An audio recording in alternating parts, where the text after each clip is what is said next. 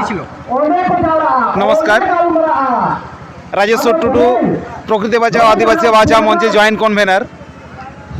আজকে এই মধ্যম বর্ষায় চাষের কাজ ছেড়ে জেলার বিভিন্ন জায়গা থেকে, বিভিন্ন গ্রাম থেকে, অন্যান্য জেলা থেকেও আজকে হঠাৎ অযোধ্যার রাঙ্গা ফুটবল ময়দানে উপস্থিত হয়েছি আমরা এক বিক্ষোভের জন্য।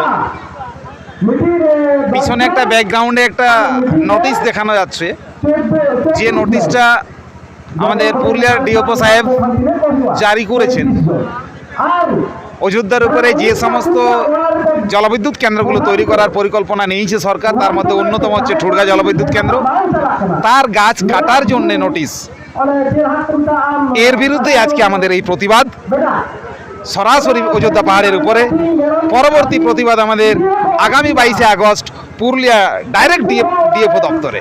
আচ্ছা, আজকে যে আপনারা প্রতিবাদ করছেন পাওয়ার প্রজেক্টের এগেইনস্টে, প্রতিবাদের আপনাদের কারণটা কি? সিম্পল, কোন মতে অযোধ্যা পাহাড়ের একটা গাছকে প্রজেক্টের নামে হত্যা করতে দিচ্ছি না।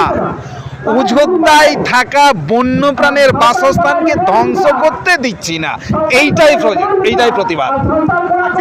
আচ্ছা, মনে হচ্ছে যে এখানে যদি গাছ কাটা যায়, অন্য কোথাও লাগিয়ে দেওয়া হবে। আচ্ছা, আমি একটা প্রশ্ন করতে চাই। সেই গোপাল ভাঁড়ের গল্পের মতো আমার ভাতের হাঁড়ি থাকবে বাঁশের ডগায়, আমি আগুনে জালটা দেবো গাছের গোড়ায়, তো ভাতের হাঁড়িটা উপরে সেদ্ধ হবে?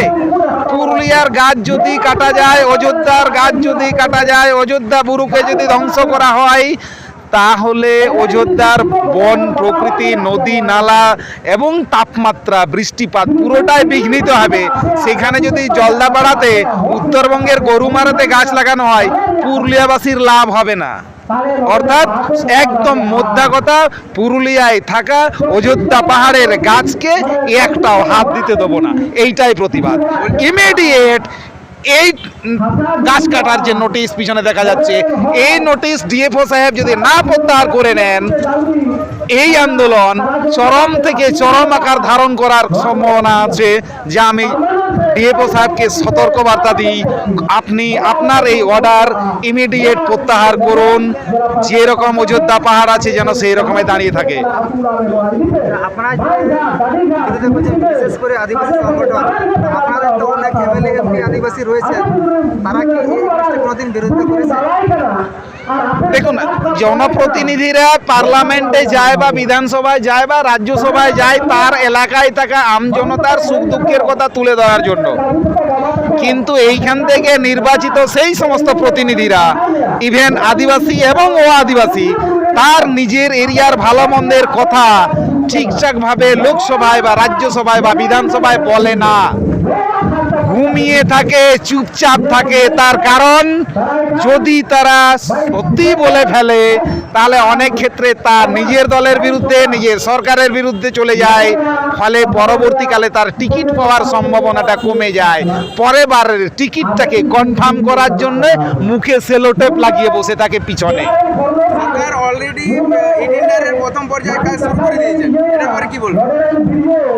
প্রথম পর্যায়ে শুরু করেছিল যা আইনত পুরোটাই মানে কি বলবো, অন্যায্য। তার কারণ এই ঠুড়গা আন্দোলন 2018-তে সিঙ্গেল বেঞ্চে কেস হয়ে আছে, ডিভিশন বেঞ্চ পর্যন্ত চলে গেছে। ডিভিশন বেঞ্চের রায়ের কপিতে পরিষ্কার লেখা আছে যদি প্রজেক্ট করতে হয় স্থানীয় গ্রাম সভার পারমিশন সাপেক্ষ। অথচ ডিএফও সাহেব অযোধ্যা পাহাড়ে থাকা ঠুড়গা এরিয়ার গ্রাম সভার কোনো গ্রাম সভার সঙ্গে একবারও মিট করেননি, কথা বলার প্রয়োজন মনে করেননি। অর্থাৎ 2006 আইন, 2006 বনাধিকার আইনের ভেতরে যা লেখা আছে সেটা উনি অমান্য করেছেন, গায়ের জোরে টেন্ডার নোটিশটা ঝুলিয়েছেন। এরই প্রতিবাদ করতে আজকে এই সারনা ডাহিতে আমরা হাজির হয়েছি।